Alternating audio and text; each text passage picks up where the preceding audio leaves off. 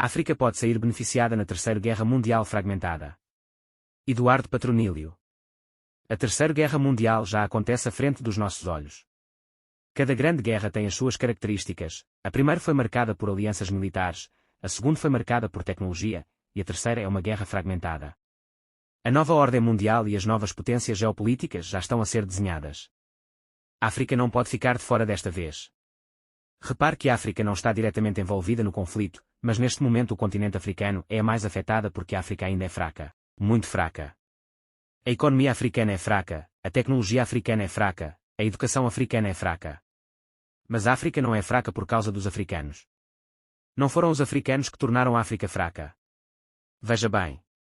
Se os europeus, no século XV vissem os africanos como seres humanos iguais e não como inferiores, a África não seria fraca agora.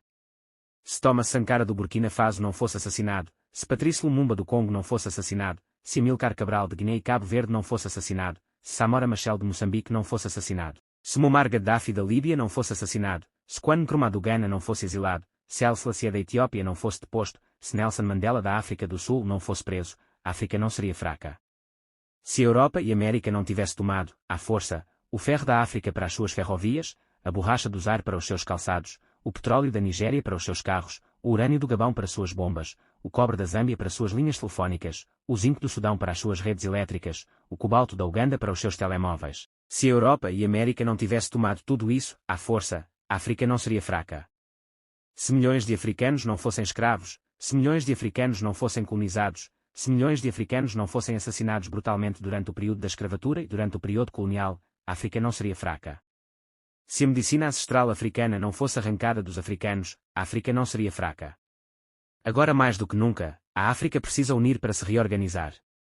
Unir, reorganizar, pensar em conjunto e agir como um. Não há outro caminho. A África deve ter acesso às novas tecnologias de produção e produzir em África. Nenhum país da África produz telemóveis, mas 85% dos materiais para o fabrico de telemóvel se encontra na África. Mais de 60% de todo o ouro do mundo vem da África e o ouro é a moeda de troca universal. Sem saber, a não-união tornou a África fraca. Mas, os europeus já sabiam disso. Eles sabiam que se dividissem os africanos, a África se tornaria fraca. É só ver o que aconteceu em Ruanda, nos anos 90. A nova guerra tende a colapsar mais as economias da América, da Europa, da Rússia e da China, por essa ordem. Paralelamente, esses são as potências de quais a África mais depende. Se essas potências estão em crise, a África vai sofrer ainda mais do que esses países. Por isso, agora mais do que nunca, a África precisa unir para se reorganizar. Reorganizar, pensar em conjunto e agir como um.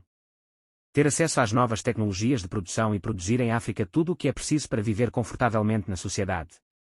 Obrigado por assistir. Deixe o seu comentário e siga a página para mais assuntos ligados à África e Cabo Verde. Eduardo Patronílio.